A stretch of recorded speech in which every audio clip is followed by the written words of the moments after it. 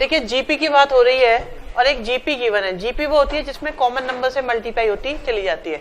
आप देखो 2 की मल्टीप्लाई होती जा रही है, तो फर्स्ट टर्म को हम कह सकते हैं 3, सेकंड टर्म को कह सकते हैं 3 इंटू 2, थर्ड टर्म को कह सकते हैं 3 इंटू 2 का स्क्वायर।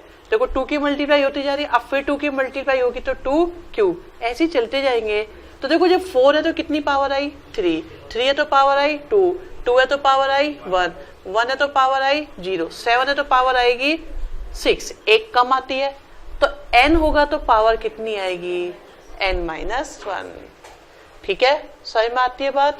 नेक्स्ट देखो, कहते हैं जीपी है जिसकी फर्स्ट टर्म आपकी 16 है और कॉमन रेशियो कितना है -12, तो नेक्स्ट टर्म कैसे आएगी -12 की मल्टीप्लाई करके, फिर नेक्स्ट टर्म कैसे आएगी -12 की एक बार और मल्टीप्लाई करके, फिर नेक्स्ट टर्म कैसे आएगी -12 की फिर मल्टीप्लाई करके।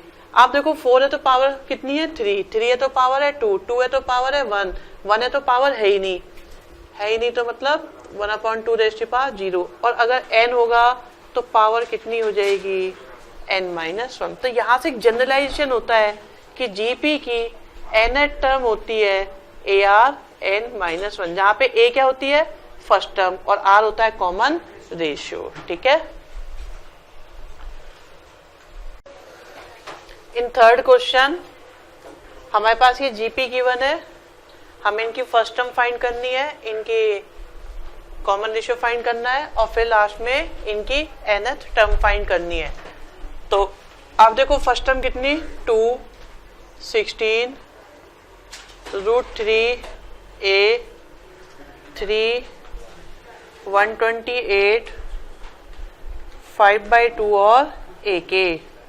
और देखो मल्टीप्लाई किसकी हो रही है -3 की। यहां से देखें तो किसकी हो रही है, देखो कॉमन रेशियो निकालना है, कैसे आएगा 12/16 राइट अपॉन लेफ्ट, कितना आया 4 3 जा 4 4 जा।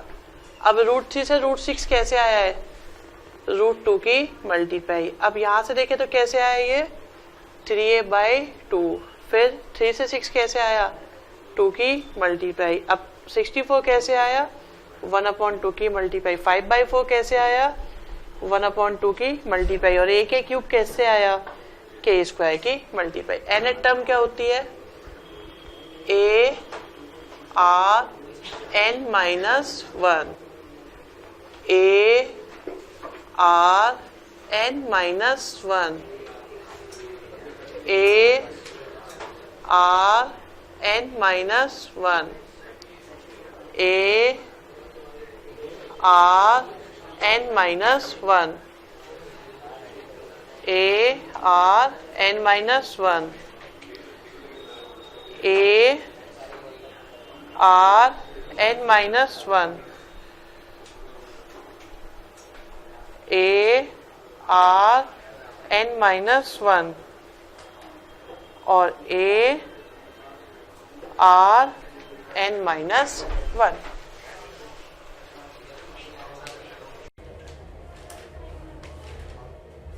देखिए होती क्या है जीपी, ठीक है, मैंने 2 लिखा 6 लिखा 18 लिखा। अब मैं आपसे पूछता हूं नेक्स्ट नंबर क्या आएगा,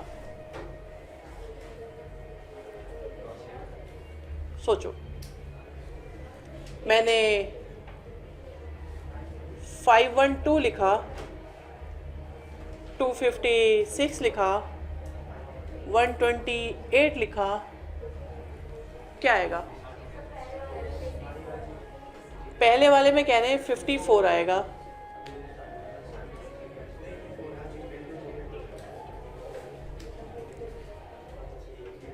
देखिए हो क्या रहा है कि अगला नंबर 3 की मल्टीप्लाई से आ रहा है, फिर अगला 3 की मल्टीप्लाई से, फिर अगला 3 की मल्टीप्लाई से, फिर अगला 162 3 की मल्टीप्लाई से।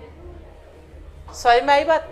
आप इसे प्रेडिक्ट कर पाए क्योंकि आप देख रहे थे कि नेक्स्ट टर्म जो आ रही है वो 3 की मल्टीप्लिकेशन से आ रही है।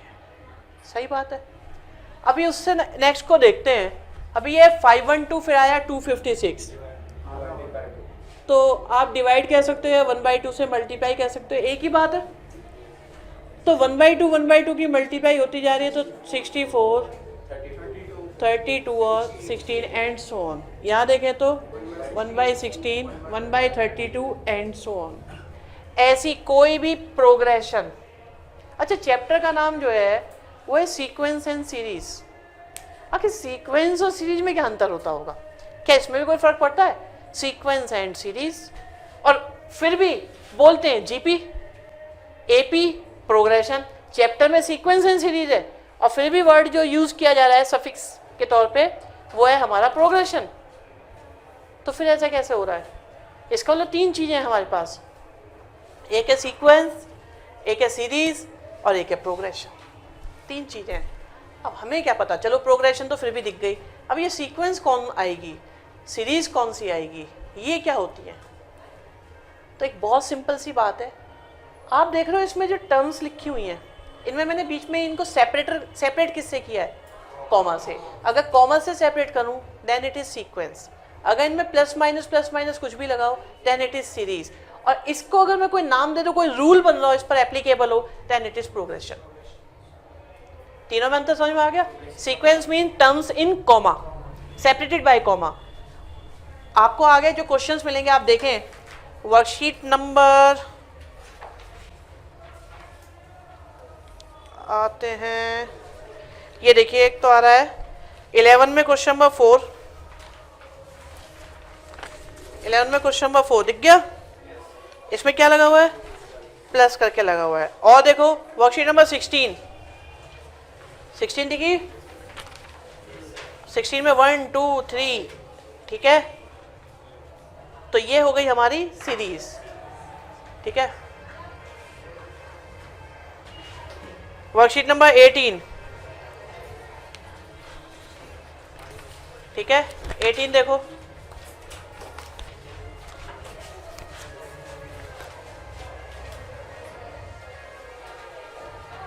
समझ में आ गया?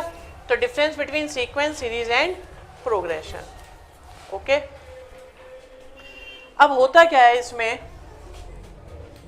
कि मेरे पास जो अगली टर्म आ रही है वो किसी नंबर की मल्टीप्लाई से आ रही है, या कुछ बच्चे कहते हैं सर डिवाइड से आ रही है। चलो मल्टीप्लाई से आ रही है या डिवाइड से आ रही है, राइट? मल्टीप्लाई या डिवाइड से आए उसे बोलते हैं हम जीपी, और इसमें जो ये होती है जो सबसे पहले, इसे बोलते हैं हम फर्स्ट टर्म, ठीक है? अब जिसकी भी मल्टीप्लाई हो रही है, जिसकी भी, उसे बोलते हैं हम आर। आर का मतलब होता है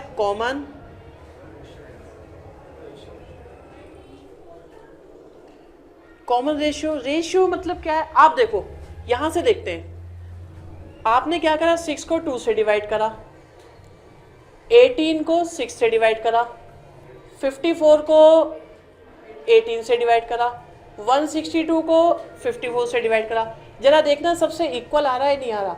और ये इक्वल जो चीज़ है, क्या मैं उसे रेशियो कह सकता हूँ या नहीं? तो इनके रेशियो सेम है। सेम है मतलब कॉमन है, इसलिए हमने इसके लिए वर्ड यूज करा कॉमन रेशियो। जैसा कि आपका एपी में होता था डी, आप कहते थे उसे कॉमन डिफरेंस। तो लॉजिक समझ में आया क्यों इसे कॉमन रेशियो बोलते हैं? और फर्स्ट टर्म हमारे पास में है ही। अब देखो फर्स्ट टर्म है मेरे पास ए, तो अगली टर्म कैसे आएगी? आर की मल्टीप्लाई करके। उससे अगली कैसे आएगी? फिर आर की मल्टीप्लाई से। फिर उससे अगली कैसे आएगी? फिर आर की मल्टीप्लाई से। चेक कर लो, देखो ये मेरा आर आया, आर कितना आया 3, तो अगली टर्म कैसे आई? आर की मल्टीप्लाई से। फिर अगली कैसे आई? एक बार और आर की मल्टीप्लाई से। फिर अगली कैसे आई? आर की मल्टीप्लाई से।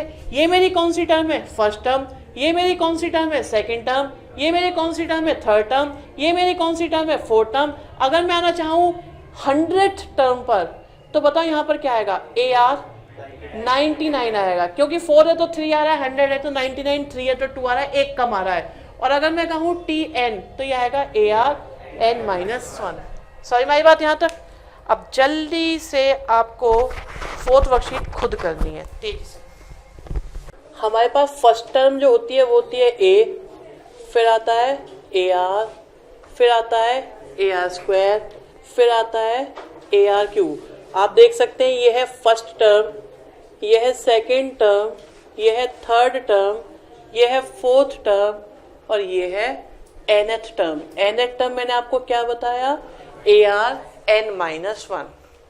ठीक है, सबसे पहले हम देखते हैं इसका क्वेश्चन नंबर 1, जिसमें हमें 3 दिया है, 6 दिया है, 12 है, 24 है, 48 है। तो कहते हैं इसकी टीएन निकालो। आप देखिए इसकी फर्स्ट टर्म तो है 3, कॉमन रेशियो निकालना हो तो 6/3 करा तो आ गया 2। nth टर्म क्या होती है? A are N minus one. A की वैल्यू 3, आर की वैल्यू 2 और n माइनस वन, ये हो गई आपकी nth टर्म tn। समझ में आया? कोई मुश्किल? बोलो। n पता नहीं है। ठीक है, इसके बाद आता है सेकंड क्वेश्चन, जिसमें कहते हैं फर्स्ट टर्म तो है आपकी 16, कॉमन रेशियो है आपका -1/2। तो कहते हैं a1 निकालो, a2 निकालो, a3 निकालो, a4 भी निकालो और ऐसे ही चलते गए तो an निकालो। अभी a1 का मतलब तो हो गया a, a2 का मतलब हो गया ar, a3 का मतलब हो गया ar², a4 का मतलब हो गया ar³ और इसका मतलब हो गया arn-1। क्या a की वैल्यू हमें पता है कितनी है? 16। अभी a की वैल्यू 16, r की वैल्यू इतना, कितना आ गया मेरे पास? -8। a की वैल्यू 16, r की वैल्यू -12 का स्क्वायर आएगा 1/4, 4 से करा तो आ गया 4, फिर आएगा a माइनस का 1/2 का क्यूब, तो 16 इंटू माइनस का 1/8 से आ गया -2, फिर आएगा a 1/2 की पावर n-1। इसे सॉल्व नहीं करेंगे, ऐसे ही छोड़ देंगे। ठीक है, कोई प्रॉब्लम इसमें? सेकंड क्वेश्चन हुआ। थर्ड देखते हैं। थर्ड क्वेश्चन का ए पार्ट हमारे पास 2 है, -6 है, 18 है, माइनस का 54 है, चलता जा रहा है। कहते हैं इसकी nth टर्म निकालो। nth टर्म मैं tn बोलना पसंद करता हूँ, ज़्यादातर लोग an लिख देते हैं, सो फर्क नहीं पड़ने वाला। आप देखिए इसमें फर्स्ट टर्म कितनी? 2। जीपी के लिए हमें 2 चीज़ों की ज़रूरत होती है, ए की और आर की। अब एक काम करेंगे, यहाँ से हम हर चैप्टर में, हर कंसेप्ट में यही बोला करेंगे कि इस चीज़ के लिए हमें 2 चीज़ों की ज़रूरत होती है। जैसे लाइक कॉम्प्लेक्स नंबर में अगर मैं बोलूँ, पोलर फॉर्म के लिए हमें 2 चीज़ों की ज़रूरत होती है, आर की और थीटा की। समझ में आ रही है बात? तो ऐसे अब सारी चीज़ों में हम 2 कौन सी टारगेट वैल्यू हैं उन्हें हम फोकस करेंगे, राइट? तो अब जीपी के लिए हमें 2 चीज़ चाहिए, ए की और आर की। R this upon this, this upon this, जो अच्छा लगे वहां से फाइंड करो। ये नहीं है बस यहीं से देखा करो, आगे भी देखा करो। ठीक है, थोड़ी हेल्प मिल जाती है कभी कभी। अब कहते हैं टीएन निकालो। टीएन का मतलब होता है ए आर n-1। ए कितना? 2, आर कितना? -3 की पावर n-1। छोड़ दो, ज्यादा दिल पे नहीं लेना जैसे कि ये क्या होगा वो क्या होगा। एन आ रहा है, हमारी कोई गलती नहीं है, इन्हें सोचना चाहिए था पहले। इन्हें इतना सुंदर आंसर चाहिए था तो एन टर्म क्यों पूछी? थर्ड, फोर्थ, फिफ्थ कुछ ऐसा पूछते जो नंबर होता। ठीक है, अभी देखो हमारे पास फर्स्ट टर्म कितनी? 16, आर कितना? 12/16, कितना आ गया? 3/4। ये थोड़ा सा झांसा देते हैं ऐसे ना, 4 3 3 4 का राइट अपॉन लेफ्ट होना है। अभी चाहिए हमें टीएन। टीएन कितना होगा? A R n-1। ए कितना? 16, आर कितना? 3/4, पावर कितनी? n-1। छोड़ो। सी पार्ट, सी पार्ट में है √3, √6, 2√3 एंड सो ऑन। आप देखिए ए कितना? ठीक है, कौन √2 है? अच्छा, आर √2 आएगा। ठीक है, सही है भाई, पेपर आ रहा है उसका। ए है, आर है, आपको चाहिए nth टर्म क्या होती है? A are n-1। ए कितना? √3, आर कितना? √2, पावर में n-1। समझ में आ रहा है? अभी भी दिक्कत है? ठीक है, अब निपटाओ तुम। ठीक है, ये 3 4 बचे, इन्हें तुम खत्म करो।